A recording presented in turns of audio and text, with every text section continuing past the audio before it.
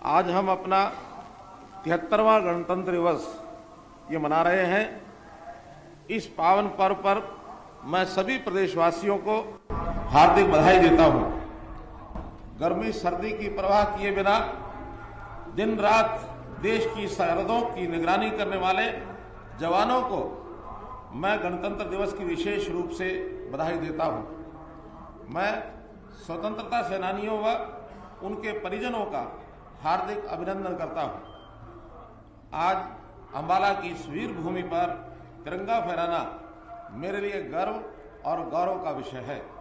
देश पर मर मिटने वाले शहीदों के खून से पवित्र हुई इस भूमि को मैं शत शत नमन करता हूं।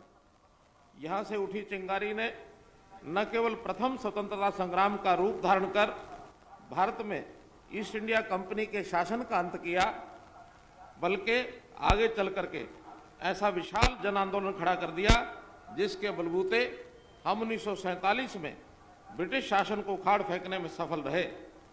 अंबाला की इस वीर भूमि पर प्रथम स्वतंत्रता संग्राम के अमर शहीदों की याद में एक अंतर्राष्ट्रीय स्तर का भव्य शहीदी स्मारक बनाया जा रहा है।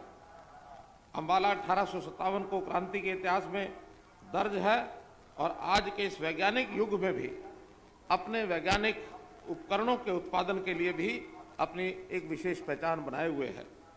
महाभारत की अंबालिका की बात हो, कभी यहाँ बड़े पैमाने पर रहे आमों के बाग की बात हो, या नौरंगाय तालाब की बात हो जहाँ विष्णु जी वामन अवतार में विराजे हैं, या फिर माता अंबिका के स्थान की बात हो, अंबाला की अपनी पहचान और अपनी कहानियां हैं।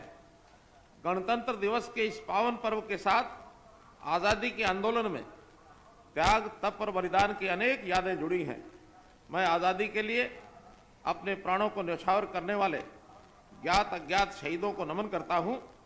साथ ही मैं उन वीर जवानों को सलाम करता हूं जिन्होंने देश की एकता व अखंडता के लिए अपने प्राण न्यौछावर कर दिए। ऐसे वीरों की स्तुति करते हुए राष्ट्र कवि रामधारी सिंह दिनकर ने कहा है, जिनकी चढ़ती हुई जवानी खोज रही अपनी कुर्बानी, जिनकी चढ़ती हुई जवानी खोज रही अपनी कुर्बानी, जलन एक जिनकी अभिलाषा, मरण एक जिनका त्योहार, नमन मेरा मेरा शतबार। साथियों, 26 जनवरी 1950 का वह दिन जब भारत का संविधान लागू हुआ, उस दिन केवल भारत का संविधान लागू नहीं हुआ था, बल्कि हमने उसे अंगीकार और आत्मसात किया था, जिसके परिणाम स्वरूप भारतवर्ष को विश्व का सबसे बड़ा गणतंत्र बनने का गौरव प्राप्त हुआ। इस अवसर पर मैं संविधान शिल्पी बाबा साहब डॉक्टर भीमराव अंबेडकर समेत संविधान सभा के सभी सदस्यों को नमन करता हूं। संविधान को बनाने में 2 साल 11 महीने लगे थे, लेकिन हमें संविधान को लाने में 200 साल लगे थे।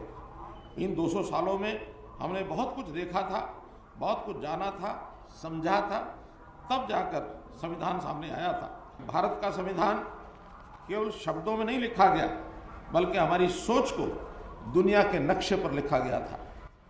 भारत में संविधान है, केवल ऐसा नहीं है, बल्कि संविधान में भारत बसता है। हमारा संविधान हर एक भारतीय की आत्मा की आवाज़ है। अंग्रेज जब भारत को छोड़कर जा रहे थे, तब उन्हें शंका थी कि भारत रहेगा या नहीं।